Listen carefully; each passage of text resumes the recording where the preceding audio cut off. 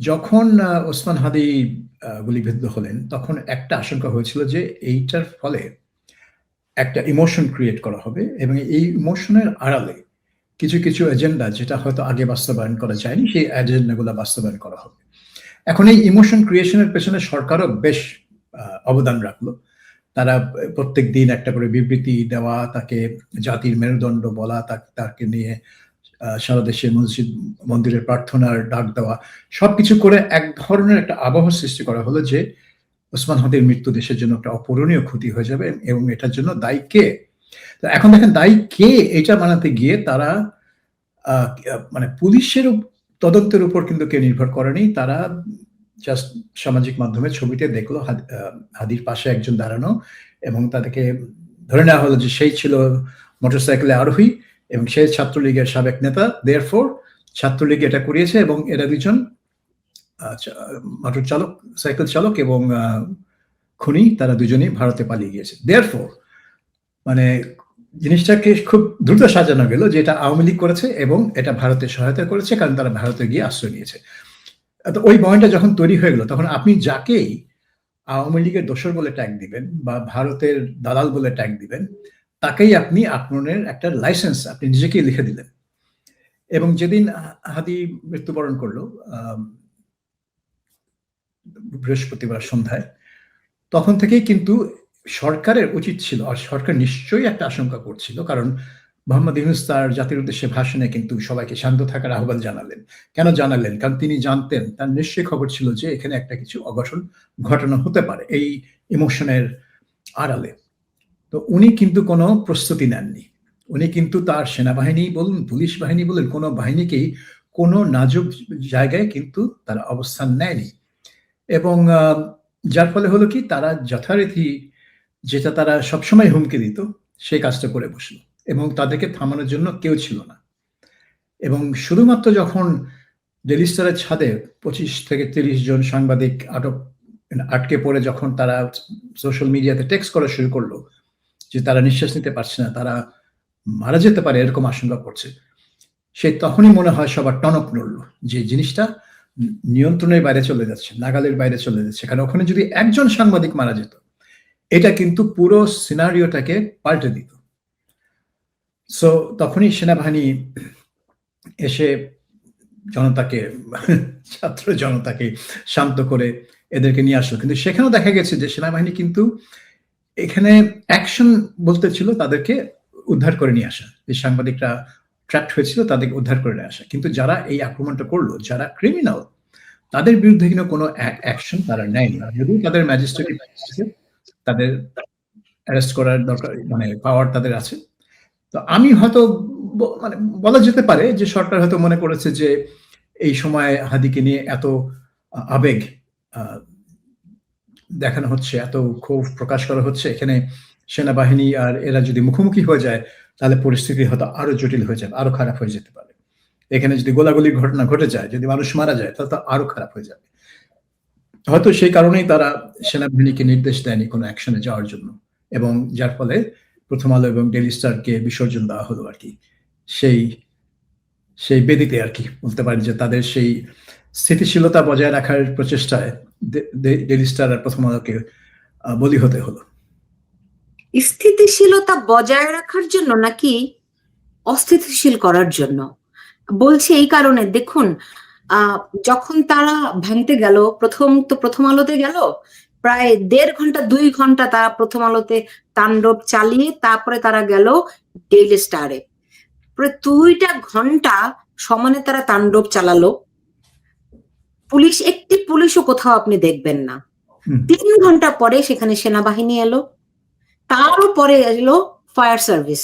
Warsaw fire service প্রথম আলো daily star থেকে মাত্র 5 মিনিটের দূরে। এগুলি কি, আপনি কি এগুলি স্থিতিশীলতা বজায় রাখার জন্য? না, এখানে আমি জানলাম যে, আমি যেটা দেখলাম যে ফায়ার ব্রিগেড আগেই আসার চেষ্টা করেছিল, কিন্তু ওখানে ওই বিক্ষোভকারীরা তাদেরকে যেতে দেয়নি। তো সেখানে আর কি সেনাবাহিনীর উচিত ছিল ওখানে গিয়ে যাতে ফায়ার ব্রিগেড দ্রুত ওখানে পৌঁছায় এবং আগুন নেভানোর কাজ করতে পারে এবং যারা আটকে পড়ে আছে তাদেরকে উদ্ধার করতে পারে।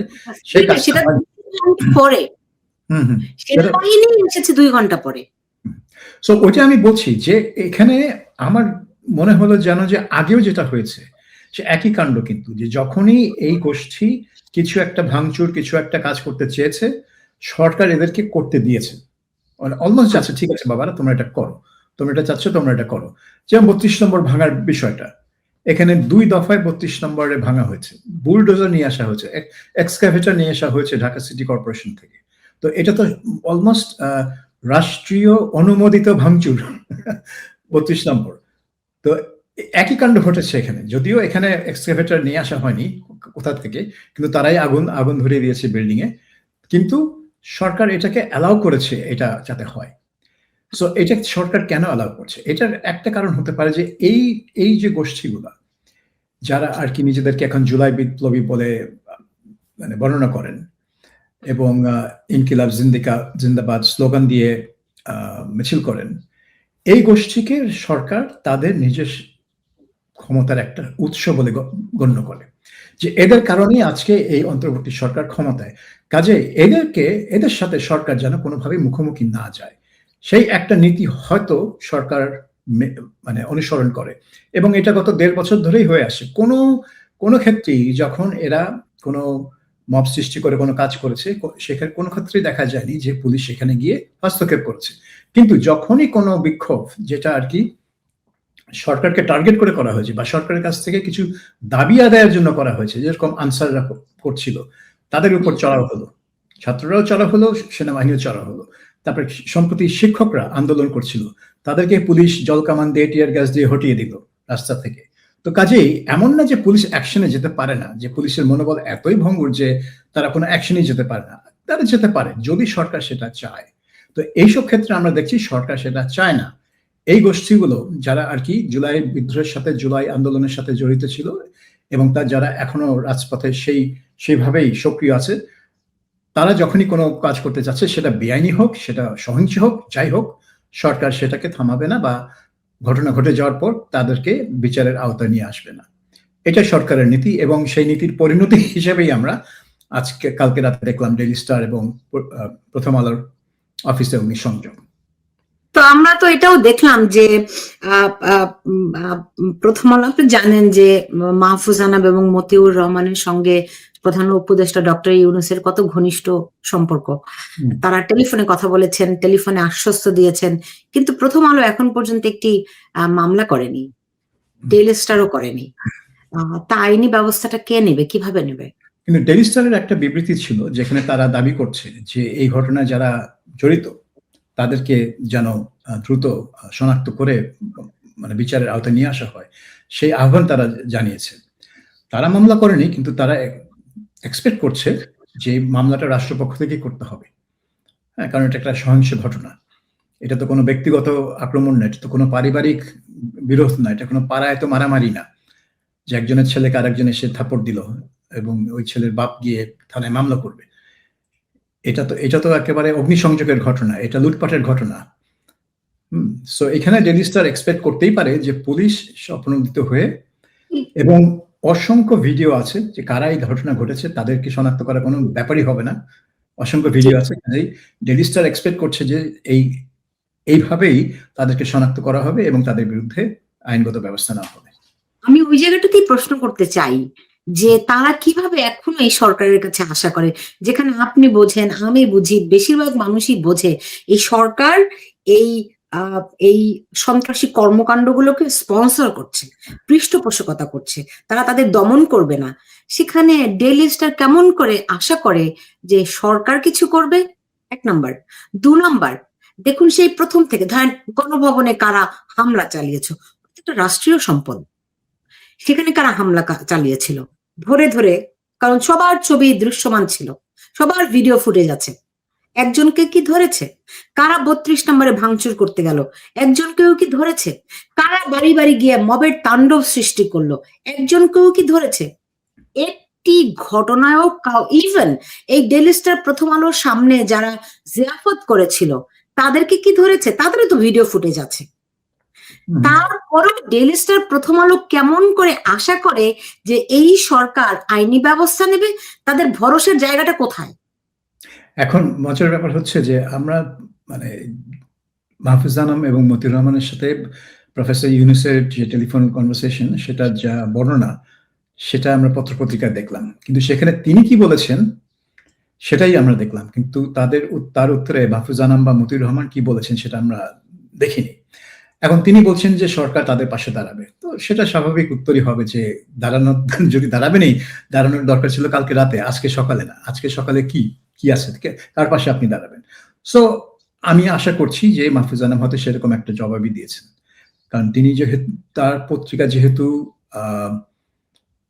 মানে ক্ষমতাকে প্রশ্ন করে বলে দাবি করে, তাহলে এখানেই তো, এবং ক্ষমতাকে দায়ী করে, এখানে তো ক্ষমতাই দায়ী, প্রফেসর ইউনূসের সরকারই দায়ী এই ঘটনার জন্য, কারণ তারা এই ঘটনা হতে দিয়েছে, তারা প্রশ্রয়ের কারণেই এই ঘটনাটা ঘটেছে, কাজেই তারা দায়ী। এখন আমি জানি না মাহফুজ আনাম কি বলেছেন, কিন্তু হয়তো আশা করা যেতে পারে তিনি সেটাই বলেছেন যে এই ঘটনার জন্য তো সরকারই দায়ী, যদিও মাহফুজ আনামের সাথে প্রফেসর ইউনূসের ব্যক্তিগত পর্যায়ে সম্পর্ক খুবই গভীর, অনেক পুরনো সম্পর্ক, এটা আজকের না। কাজেই জানি এখন আর প্রধান উপদেষ্টা তাদের টেলিফোনও রিসিভ করেন না, একদম অথেন্টিক জায়গা থেকে আমি জানি। আচ্ছা, সো এখন আপনি এটা বলতে পারেন যে ডেইলি স্টার বা প্রথম আলো কি করে এক্সপেক্ট করবে যে এই সরকার তাদের পাশে এসে দাঁড়াবে বা তাকে তাদের নিরাপত্তা দিবে, যখন নিরাপত্তা দেওয়ার প্রয়োজন যেদিন ছিল সেদিনই তারা ছিল না। এবং প্রফেসর ইউনূসের যে প্রেস সচিব শফিকুল আলম, তিনি একটা ফেসবুক পোস্ট দিয়েছেন, সেখানে তিনি বলেছেন যে তিনি কত লজ্জিত এবং তিনি চাচ্ছেন যে মাটিতে একটা গর্ত খুঁড়ে তিনি যদি লুকিয়ে যেতে পারেন।